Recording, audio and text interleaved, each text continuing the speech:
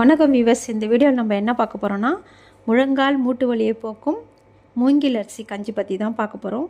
இந்த மூங்கில் அரிசி கஞ்சியை நம்ம உணவில் சேர்த்துட்டு வந்தோம்னா இதில் என்னென்ன பெனிஃபிட் இருக்குதுன்னு பார்த்திங்களா, இந்த கார்போஹைட்ரேட், நார் சத்து, புரோட்டீன் இருக்குது. மேலும் சாப்பிட்டோம்னா கொழுப்பு உடம்புல சேராது. ஏன்னா மூங்கில் அரிசியில் கொழுப்பு கிடையாது. மேலும் சர்க்கரை நோயாளிகள் இதை சாப்பிட்டுட்டு வந்தாங்கன்னா சர்க்கரையினுடைய அளவு குறையும், பற்கள் உறுதியாகும். உயர் ரத்த அழுத்தம், அதாவது பிபி இருக்கிறவங்களுக்கு பிபி குறையும். நோய் எதிர்ப்பு சக்தி அதிகமாகும். இது பார்த்திங்கன்னா பழங்குடி மக்கள் அதிகமாக சாப்பிடுவாங்க இந்த மூங்கில் அரிசியை. அதனால தான் அவங்க ரொம்ப ஸ்ட்ராங்காக இருப்பாங்க. அவங்களுக்கு அதிகமாக வைத்தியெல்லாம் பார்க்க மாட்டாங்க, ரொம்ப ஸ்ட்ராங்காக இருப்பாங்க.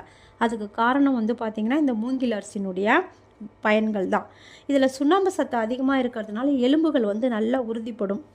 மேலும் இந்த கஞ்சியை நம்ம எப்படி வச்சு குடிக்கணும் அப்படின்னு பார்த்தீங்கன்னாக்கா, மூங்கில் அரிசி 150 கிராம், நொய் அரிசி ஒரு 150 கிராம், இதை கொரகொரப்பாக கொஞ்சம் அரைச்சி வச்சுட்டு வெறும் வானலில் எண்ணெய்லாம் இல்லாமல் சுக்கு ஒரு சிறிய துண்டு, ஓமம் 1 ஸ்பூன், ஜீரகம் 1 ஸ்பூன், இதை நல்லா வறுத்து பொடி பண்ணி எடுத்து வச்சுருங்க.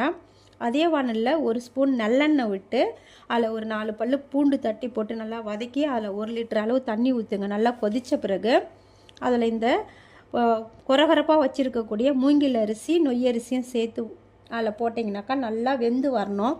கஞ்சி பதத்துக்கு வந்த பிறகு நம்ம ஓமம், சுக்கு, ஜீரகம் அரைச்சி வச்சுருக்கிற பொடி அதில் போட்டு உப்பு தேவையான அளவு போட்டு இறக்கி நம்ம ஆற வச்சு சாப்பிட்லாம். இதை நம்ம ரெகுலராக எடுத்துகிட்டு வந்தோம்னாக்கா இந்த எலும்பு பிரச்சனைகள்லாம் நமக்கு வராது. அது முழங்கால் வலி, மூட்டு வலியெலாம் நல்லா கேட்கும். அந்த காலத்தில் படை வீரர்கள் இந்த மூங்கில் அரிசியை பயன்படுத்தி தான் ரொம்ப ஸ்ட்ராங்காக இருந்தாங்கன்னு கூட சொல்லுவாங்க. அதனால இந்த மூங்கில் அரிசியை வாங்கி கஞ்சி செய்து சாப்பிட்டு பயன்பெறுங்கள் மக்களே. Thank you viewers.